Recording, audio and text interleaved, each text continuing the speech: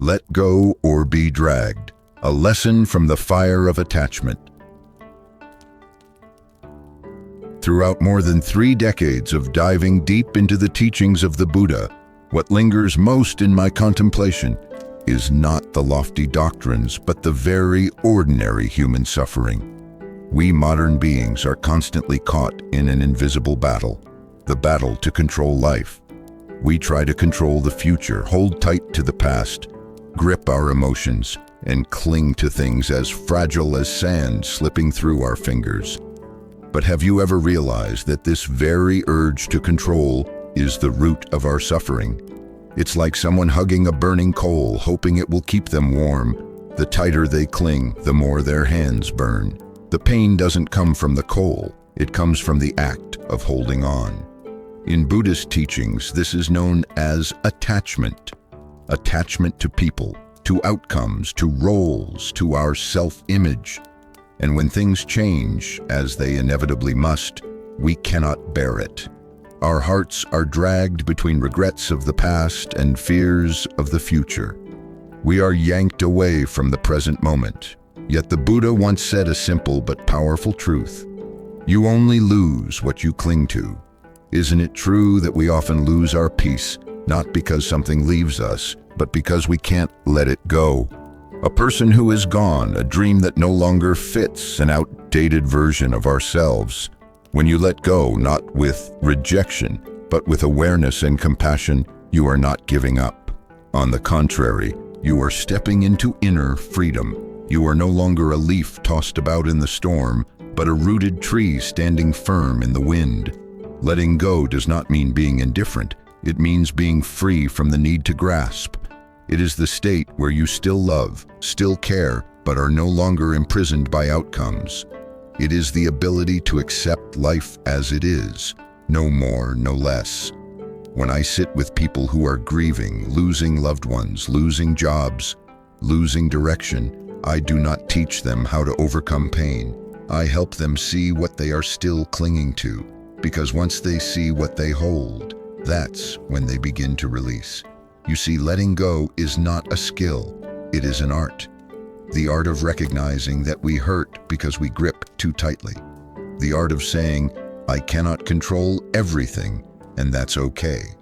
The art of loosening the grip and receiving a lighter heart in return. So if you are weary, ask yourself, what am I holding on to that no longer serves me? Maybe it's a hurtful word someone once said.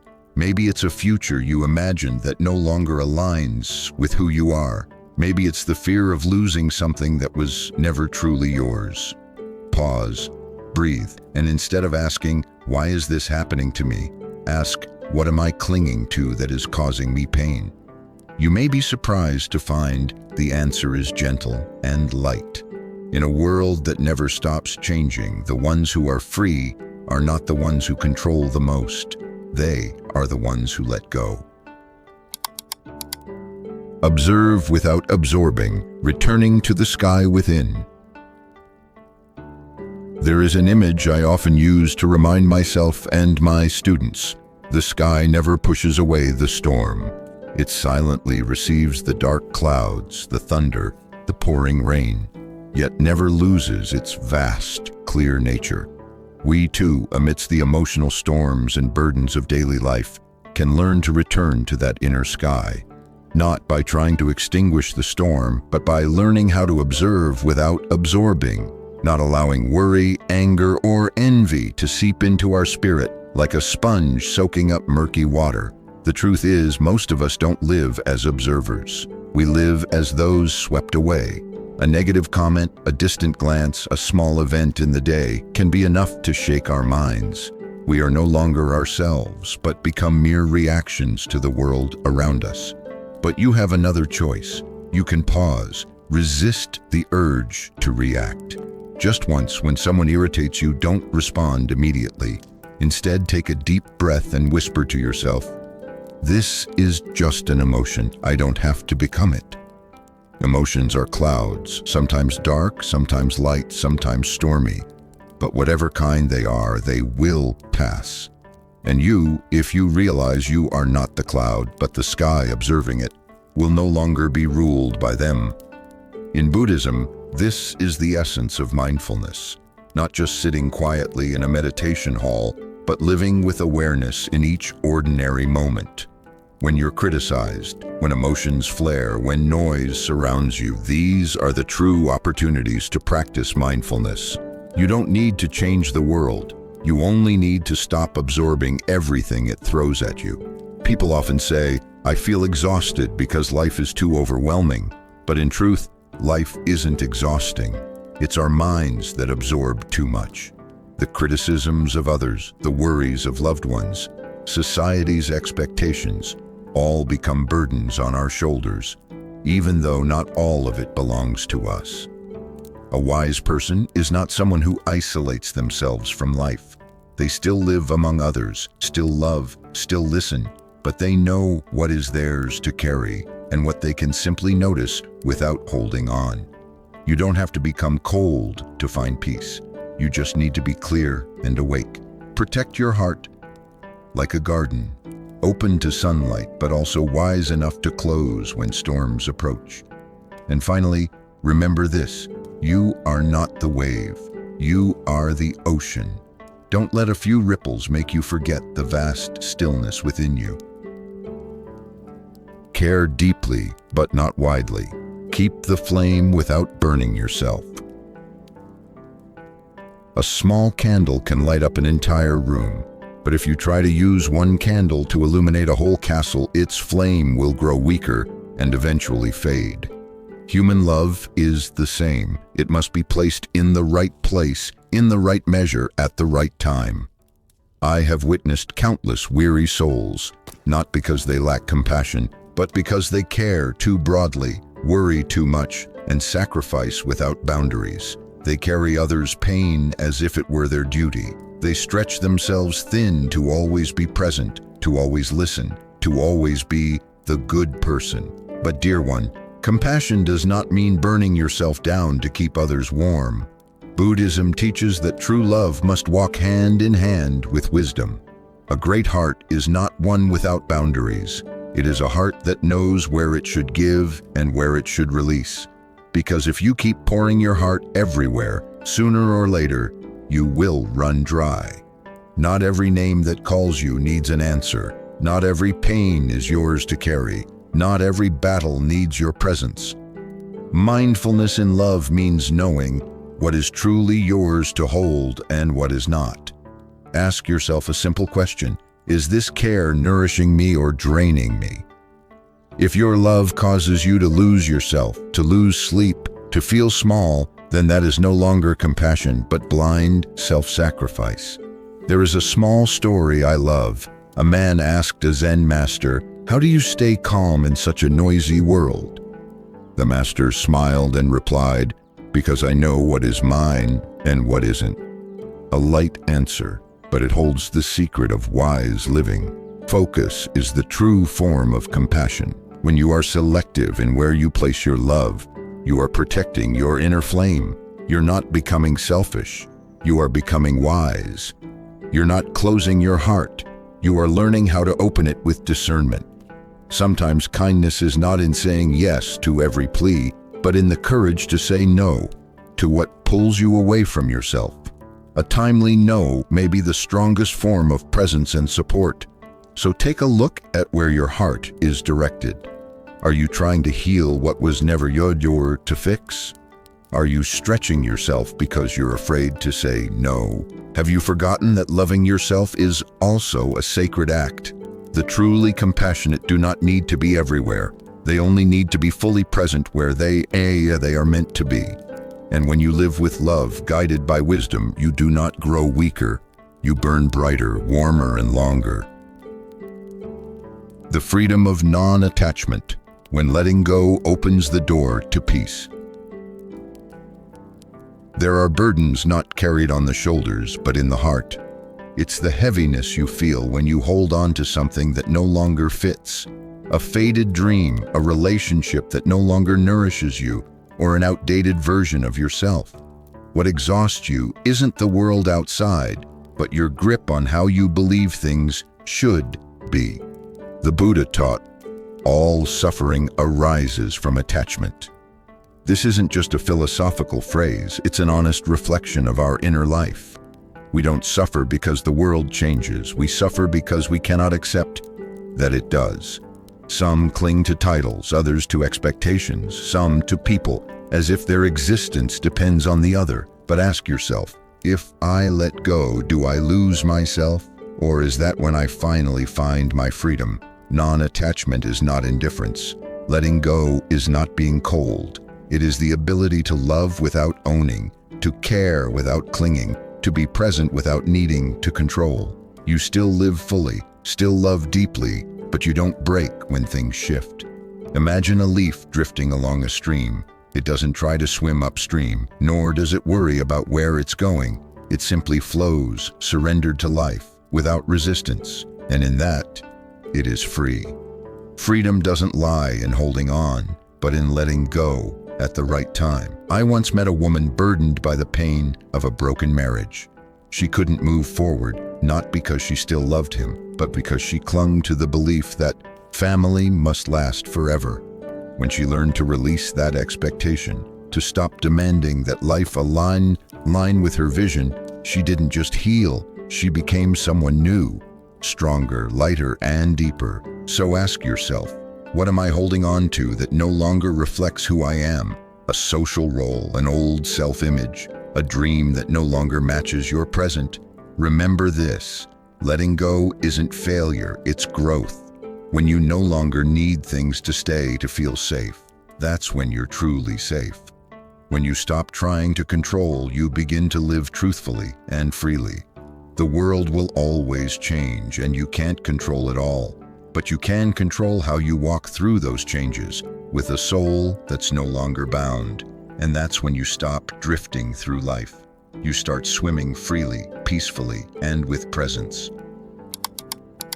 Respond, don't react. A small moment, a great power.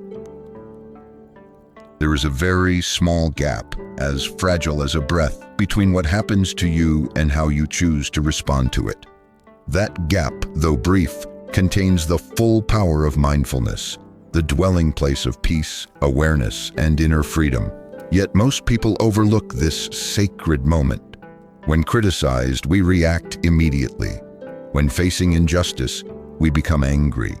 When hurt, we strike back.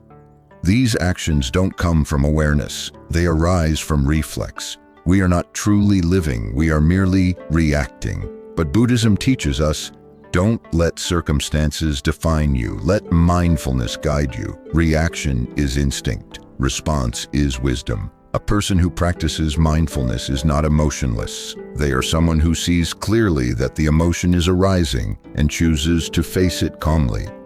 Picture your mind as a lake. When still, the surface reflects the clear sky. But the moment a stone is thrown in, the water ripples and the reflection is lost. Your mind is the same. Only in stillness can you see reality as it is. When shaken by anger, you don't see others. You only see your own reaction. I once met a Zen master who lived amidst the noisy bustle of a marketplace, surrounded by shouting, arguing, and constant movement. Yet he kept his peaceful gaze and calm voice. I asked him for his secret, and he simply smiled and said, I don't let the outer world spill into the bowl inside me. That bowl is peace. Every time we react impulsively, we spill that bowl. But every time we pause, take a breath, and choose how to respond, we preserve that fullness within. Reaction is unconscious. Response is a choice. And to choose, we need to create a pause. It may be 1 second of silence before speaking, 1 deep breath before acting, 1 compassionate look at our own emotions before judging another. Ask yourself, am I acting from emotion or from awareness? One path leads to regret, the other opens to peace. True strength is not in being the loudest voice, but in keeping your voice calm even when your heart trembles. Real power is not in fierce reactions, but in quiet, thoughtful decisions. So next time your pain is touched, when you're tested or provoked, don't rush. Pause, take a breath, Give yourself that precious second. You'll find that in that pause, a whole world of peace is waiting for you to step into it. The power of being here. Peace is not far away. We often believe that only when life gets back on track, when work stabilizes, relationships become whole, or health is restored, then and only then will we finally be allowed to feel at peace. But the truth is, peace has never lived in the future. It has always quietly dwelled in the present, the only place where life truly happens. Many people live as though they're waiting for everything to be just right before they can begin truly living. Waiting until they succeed, until someone loves them properly, until they are finally recognized. And in that waiting, they lose the present, like someone standing in a blooming field, yet gazing off toward a distant horizon. The Buddha taught, "Do not seek peace outside yourself, for it has always been within you." But you can only experience that truth if you pause long enough, breathe deeply enough, and look into the moment that is unfolding right now. I once told my students, each moment is a doorway. If you don't step through it, you'll miss a piece of your life. And it's true, peace is not a destination. It is the way you walk. It's being fully present while sipping tea, while speaking with a loved one, while placing your feet upon the earth. Someone once asked me, "How do you keep your heart calm amidst the chaos of modern life?" I gently replied, "Because I've stopped running toward where I'm not and started fully living where I am." Being present means truly seeing someone when you look into their eyes, truly listening when they speak. It means you're not distracted by the past, not anxious about the future. You are completely in the now. And magically, when you are fully present, even the smallest things become profound and worth living for. We cannot stop worries from arriving, but we can choose not to let our minds be pulled away. Every time you notice your thoughts drifting into uncertainty, return to the breath. The breath is the thread that guides you back to yourself. Breathe in, I'm here. Breathe out, I'm alive. Happiness doesn't need to be found. It simply needs to be noticed, and you'll never notice it if you're absent from your own life. So try this. Take one moment each day just to be. Do nothing. Don't try to achieve anything. Just breathe. Just be present. And you'll discover that peace doesn't come from controlling everything. It comes from no longer resisting what already is. You don't need to become someone else. You don't need to go anywhere far. You don't need to wait any longer. All you need is to be fully here, in this moment, and you've already begun living a mindful life. The returning step, a journey of mindfulness and freedom. Life has never promised to be smooth.